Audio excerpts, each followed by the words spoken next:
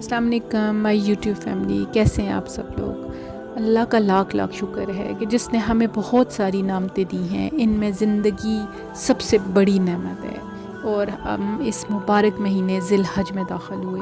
अल्लाह की ख़ास रहमत है कि हमें ज़िंदगी में बहुत स्पेशल मौके मिलते हैं। इन मौक़ों में रमज़ान के रोज़े, तरावी वग़ैरह, जिनमें हम अल्लाह ताला की इबादत करते हैं और नेकियां कमाते हैं।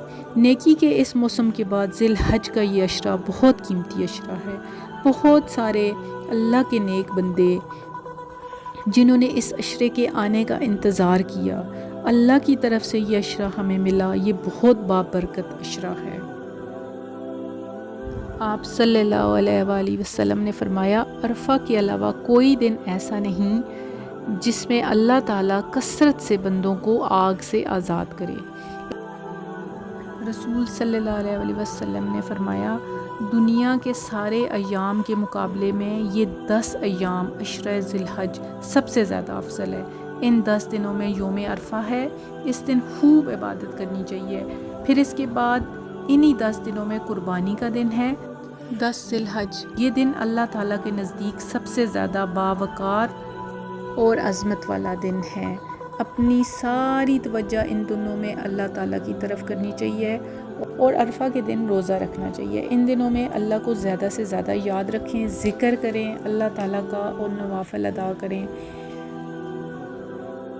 अच्छा जी, इस वक्त सुबह के 10 बजे हैं और मैं दिन के खाने की तैयारी कर रही हूँ और आलू और कोफ्ते मैं बना रही हूँ। मेरे बेटे की ख्वाहिश थी, मेरे बेटे ने कहा था कि मम्मा आज आलू और कोफ्ता का सालन बनाएं। तो कोफ्ते मैंने बनाए हुए थे। ये बीफ के कोफ्ते हैं और मैंने बना के फ्रीज़ किए हुए होते हैं, क्योंकि मेरा बच्चा किसी वक्त भी कोई भी चीज़ मांग लेता है। तो आपको पता ही है, फिर बना हुआ हो तो जल्दी से बंदा बना देता है।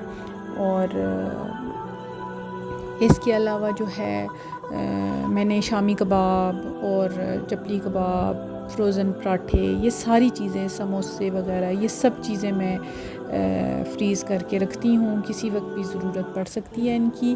और आपको पता है अब ईद अल अज़हा है, तो उससे पहले टमाटो का पेस्ट और लहसुन अदरक का पेस्ट, ये सारी चीज़ें जो हैं अगर पहले से बनी हुई हों तो फिर आपको ईद के दिनों में जो है आसानी होती है, क्योंकि ज़्यादातर टाइम औरतों का तो इस ईद पे किचन के अंदर ही गुज़रता है। तो इसलिए ये कुछ अगर तैयारी आप पहले कर लेते हैं तो आपको बहुत फ़ायदा देती है उन दिनों में, क्योंकि मेहमानों का भी आना जाना होता है और किचन में आपका टाइम ज़्यादा गुज़र रहा होता है। तो अगर इन चीज़ों में पड़ जाएँ तो फिर तो बहुत ज़्यादा टाइम जो है वो आपका लग जाएगा खाने पे। तो ये आलू और कोफ्ते का सालन मैं सिंपल तरीके से ही बनाती हूँ। पहले मसाला बना के और फिर उसके अलावा बीच में आलू थोड़े से भून के और फिर कोफ्ते डाल के, कोफ्ते मैंने पहले बना के और फ्राई करके फ्रीज़ करती हूँ मैं। अक्सर लोग जो होते हैं वो फ्राई नहीं करते और वैसे ही उनको फ्रीज़ करते हैं। हर एक का अपना तरीका होता है। मैं क्या करती हूँ कि पहले कोफ्ते बना के उनको फ्राई करके और फिर पैकेट बना के रखती हूँ, और फिर जब मुझे चाहिए होते हैं तो मैं डायरेक्ट फिर जिस वक्त आलू वगैरह भून रही होती हूँ, या मैंने अगर कोफ्तों की बिरयानी वगैरह बनानी है तो मसाला वगैरह बना के तो कोफ्ते बीच में डाल देती हूँ। तो इस तरह मुझे बिल्कुल आसानी हो जाती है।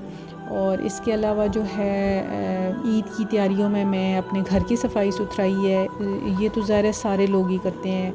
ईद से पहले जो है फ्रीज़र वगैरह साफ़ करना है, फ्रिज को ख़ाली करना है, उसमें जितनी फ़ालतू जो चीज़ें जो ज़रूरत नहीं आई, अगर 10, 15, 20 दिन हो गए आपको ज़रूरत नहीं आई तो उनको आप निकाल सकते हैं, किसी को दे दें, सर्वेंट को दे दें, आपके मोहल्ले में कोई इस तरह का ज़रूरतमंद है तो उनको दे दें।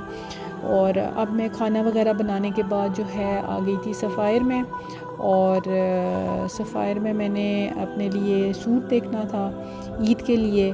और इसके अलावा जो है मैंने अपने बच्चे के लिए एक दो सूट लेने थे, शलवार कमीज़।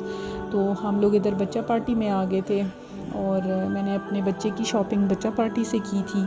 अच्छी वैरायटी थी, बहुत सारे डिज़ाइन थे बच्चों के कपड़ों में, बहुत वैरायटी है बच्चा पार्टी पे, और इनकी प्राइसेस भी रीज़नेबल हैं।